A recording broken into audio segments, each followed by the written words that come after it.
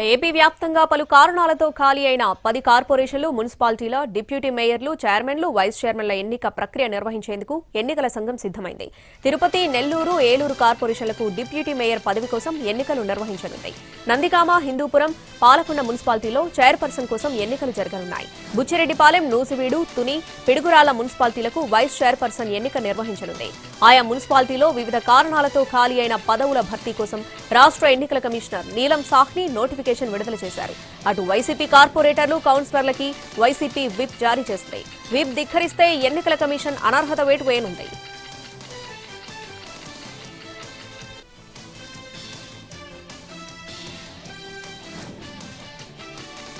ఇవాళ ఎస్సీ వర్గీకరణపై వేసిన sub committee సమావేశం కానుంది. వర్గీకరణ అమలుపై నివేదిక ఇవ్వనుంది. 4న ఉదయం 10 గంటలకు కేబినెట్ సమావేశం కానుండగా 11 గంటలకు తెలంగాణ అసెంబ్లీ సమావేశం జరగనుంది.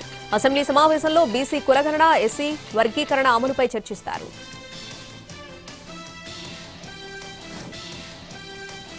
వక్ఫ్ సవరణ బిల్లుపై సంయుక్త పార్లమెంటరీ కమిటీ రూపొందించిన నివేదిక ఇవాళ పార్లమెంటు ముందుకు రానుంది. లోక్సభ సచివాలయం బులెటిన్ కూడా జారీ చేసింది. ఆ బిల్లుపై విపక్ష ఎంపీలు సహా మొత్తం సభ్యులు 44 మార్పులు సూచించగా 14 సవరణలను కమిటీ ఆమోదించింది. సవరణలకు 16 మంది మద్దతివ్వగా 10 మంది వ్యతిరేకించారు. దానికి సంబంధించిన తుది నివేదికను లోక్సభ స్పీకర్కు అందించింది. అయితే తమ సూచనలను పట్టించుకోలేదని ప్రతిపక్ష సభ్యులు నివేదికను వ్యతిరేకించారు.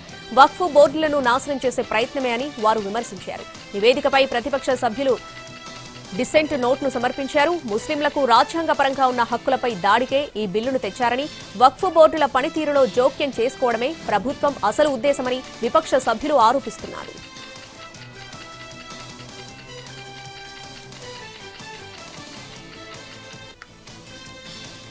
ఉమ్మడి గుంటూరు, కృష్ణా, పట్టభద్రుల నియోజకవర్గ ఎమ్మెల్సీ ఎన్నికలకు ఇవాల్టి నుంచి నామినేషన్ల ప్రక్రియ ప్రారంభం కానుంది. 2 ఉమ్మడి జిల్లాల పరిధిలో ఎమ్మెల్సీ ఎన్నికల్లో పోటీ చేసే అభ్యర్థులు గుంటూరు జిల్లా కలెక్టర్, ఎన్నికల అధికారి కార్యాలయంలో నామినేషన్లు సమర్పించాల్సి ఉంటాయి. నేటి నుంచి ఈ నెల 10 వరకు నామినేషన్లు స్వీకరించనున్నారు. తెలుగు రాష్ట్రాల్లో వసంత పంచమి వేడుకలు ఘనంగా జరుగుతున్నాయి. బాసర సరస్వతి ఆలయానికి భక్తులు పోటెత్తుతున్నారు. సుప్రభాత సేవ తర్వాత ప్రత్యేక అక్షరాభ్యాసాలు ప్రారంభమయ్యాయి. చిన్నారులకు అక్షరాభ్యాసం కోసం జనం బారులు తీరుతున్నారు. చదువుల తల్లి సరస్వతీదేవి అమ్మవారి పుట్టినరోజునే వసంత పంచమిగా నిర్వహిస్తారు. మాఘశుద్ధ పంచమి నాడు జరిగే ఈ పర్వదినాన్ని శ్రీ పంచమి అని కూడా అంటారు.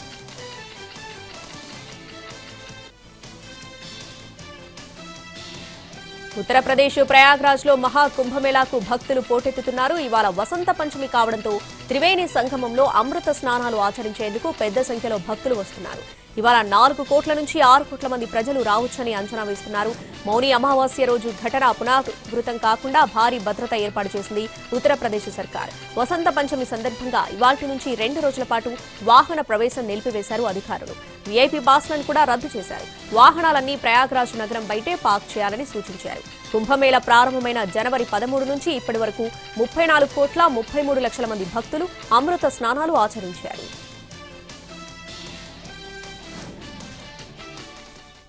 అన్నమయ్య జిల్లా లక్కిరెడ్డిపల్లి వైసీపీ జెడ్పీటీసీ రమాదేవి ఇంట్లోకి చొరబడ్డ దుండగులు బీభత్సం సృష్టించారు.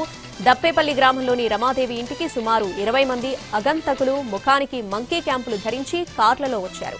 కొడవళ్లు, గొడ్డళ్లు, రాడ్లు, కట్టెలతో ఇంటిపై దాడి చేశారు. ఇంటి తలుపులతో పాటు ఫర్నిచర్, గృహ ఉపకరణాలను ధ్వంసం చేశారు. అంతటితో ఆగకుండా ఇంటి బయట పార్క్ చేసిన 2 బైకులను పెట్రోల్ పోసి నిప్పంటించారు. అడ్డుకోబోయిన మహిళలపై దాడికి తెగబడ్డారు.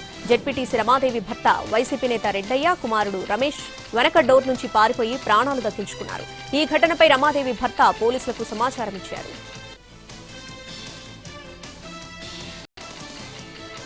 హన్మకొండలో బాలుడిని కిడ్నాప్ చేసేందుకు యత్నించిన వ్యక్తిని స్థానికులు చితకబాదారు. మాయమాటలు చెప్పి బాలుడిని అపహరించేందుకు దుండగుడు ప్రయత్నించాడు.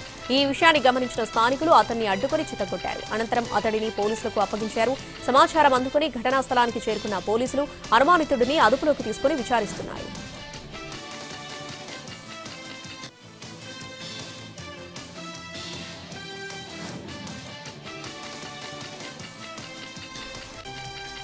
శ్రీ సత్యసాయి జిల్లా ఓబులదేవర చెరువులో దొంగలు మరోసారి రెచ్చిపోయారు. ఓ ఇంట్లోకి చొరబడి 2,50,000 నగదు అపహరించారు. ఆలస్యంగా దొంగతనం జరిగినట్లు గుర్తించిన ఇంటి యజమాని వెంటనే పోలీసులకు సమాచారం అందించాడు. దాంతో పోలీసులు ఘటనా స్థలానికి చేరుకుని ఆధారాలను సేకరించారు. అరకు చలి ఉత్సవాలు ఘనంగా సాగుతున్నాయి. సాంస్కృతిక కార్యక్రమాలు ఆకట్టుకుంటున్నాయి. యువతీ యువకులు ఆనందంగా డాన్స్ చేసి అలరించారు. అలాగే అరకులోయ మ్యూజియంలో నిర్వహించిన ముగ్గుల పోటీలు అలరించాయి.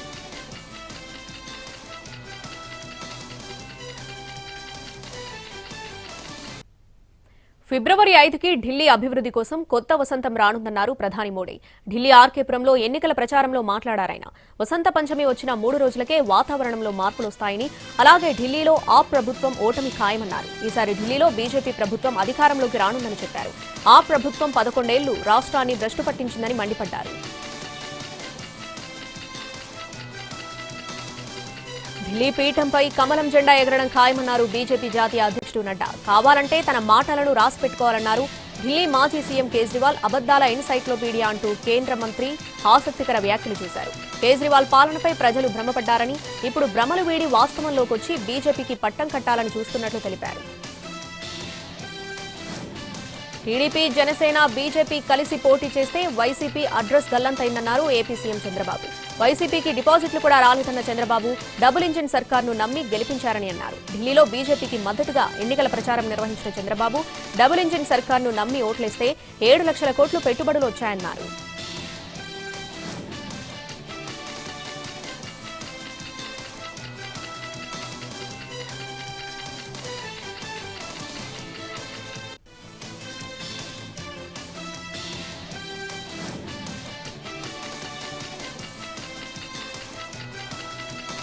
ఢిల్లీ అసెంబ్లీ ఎన్నికల్లో మళ్లీ విజయం తమదేనని ఆప్ కన్వీనర్ అరవింద్ కేజ్రీవాల్ ధీమా వ్యక్తం చేశారు. ఆప్ చారిత్రాత్మక విజయం దిశగా దూసుకెళ్తూ ఉండగా బీజేపీ పరిస్థితి రోజురోజుకు దిగజారిపోయిందని ఎద్దేవా చేశారు. ఓటమి భయంతో బీజేపీ నేతలు ఢిల్లీలో గూండాయిజం చేస్తున్నారని ఆరోపించారు. ప్రజలపై దాడులు చేస్తున్న బీజేపీ శ్రేణులపై చర్యలు తీసుకోకుండా పోలీసులకు ఆదేశాలు వెళ్లాయని కేజ్రీవాల్ విమర్శించారు.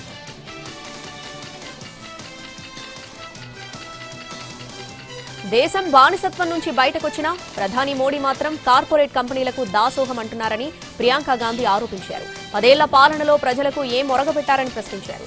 ఢిల్లీలోని బాబర్పుర గోండా చౌక్ ఎన్నికల ప్రచారంలో ప్రియాంక గాంధీ పాల్గొన్నారు.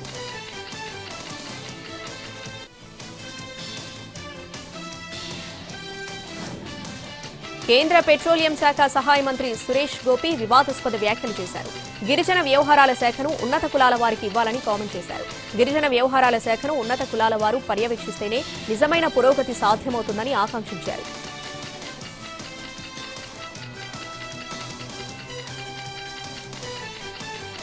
కోల్కతా ఆర్జికర్ మెడికల్ కాలేజ్ మరోసారి వార్తల్లో నిలిచింది. ఎంబీబీఎస్ సెకండ్ ఇయర్ విద్యార్థిని కామర్హటిలోని ఈఎస్ఐ క్వార్టర్స్ లో తన గదిలో ఉరివేసుకుని ఆత్మహత్య చేసుకుంది.